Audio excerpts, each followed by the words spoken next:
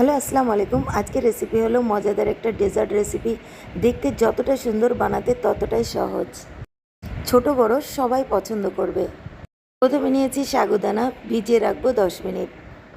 Recipe বানাতে যে প্রিপারেশনগুলো এগুলো আগেই নিয়ে নেবেন। তারপরে নিয়ে নিব কাস্টার্ড পাউডার। কাস্টার্ড পাউডার 3 চামচ নেবেন, 4 চামচ নেবেন, যতটুকু আপনার প্রয়োজন নিয়ে নেবেন।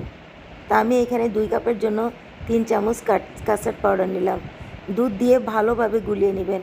আগে অল্প একটু দুধ দিয়ে গুলিয়ে নেবেন, তারপরে আবার বেশি করে দুধ দিয়ে গুলিয়ে নেবেন।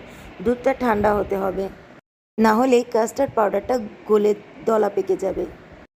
দেখতে পাচ্ছেন আমি যেভাবে করে নিয়েছি, এইভাবে গুলিয়ে নেবেন। কড়াইয়ে নেবেন একটু ঘি, বাদামগুলি ভেজে নেবেন।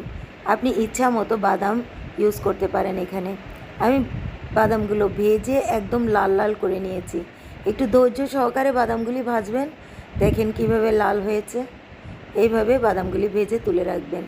কড়াইয়ে দিয়েছি দুধ, দিয়ে দিব সাগুদানা। সাগুদানাগুলি দিয়ে ভালোভাবে নেড়ে নেব। বা চিনি দিয়ে দিবেন, তারপরে দিয়ে দিবেন গোলাপ জল। আমি একটু ফ্লেভারের জন্য গোলাপ জলটা অ্যাড করেছি।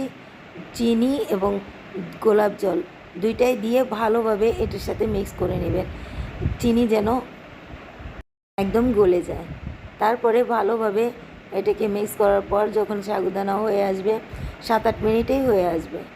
তো দেখতে পাচ্ছেন ওই সাগুদানাটাও হয়ে গিয়েছে। আমি এটাকে নামিয়ে রাখবো। নামিয়ে ঠান্ডা করে নেবেন। সাগুদানাটা এইভাবে একটা অন্য বলে ঠান্ডা করে নিয়েছি আমি। তারপর এখানে নিয়েছি কাস্টার্ড পাউডার। আগে থেকে গুলিয়ে রাখবেন, এটা ভালো হবে। তারপরে কাস্টার্ড পাউডার দিয়ে অনবরত নাড়তে থাকবেন। কাস্টার্ড পাউডার কিন্তু খুব সহজে দলা পেকে যায়, এই জন্য নাড়তে থাকতে হবে। দিয়ে দিলাম চিনি। এখানে ফ্লেভার অ্যাড করার দরকার নাই, আমি ভ্যানিলা ফ্লেভারের কাস্টার্ডটা নিয়েছি। ভ্যানিলা ফ্লেভার নেবেন, আপনি যে কোনো ফ্লেভার নিতে পারেন। তারপরে এখানে কাস্টার্ডটা রেডি দেখেন। তারপরে আমি এটাকে তুলে নেব। এটাও কিন্তু ঠান্ডা করে নিতে হবে অবশ্যই। ঠান্ডা করার পর এইভাবে দেখতে পাচ্ছেন একটু ঘন হয়ে আসবে। তারপরে এইভাবে সাজিয়ে নিজের মতন পরিবেশন করবেন।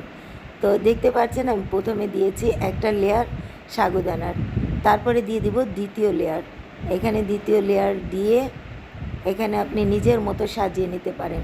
দ্বিতীয় লেয়ার কাস্টার্ড বাদাম দিয়ে পরিবেশন করুন।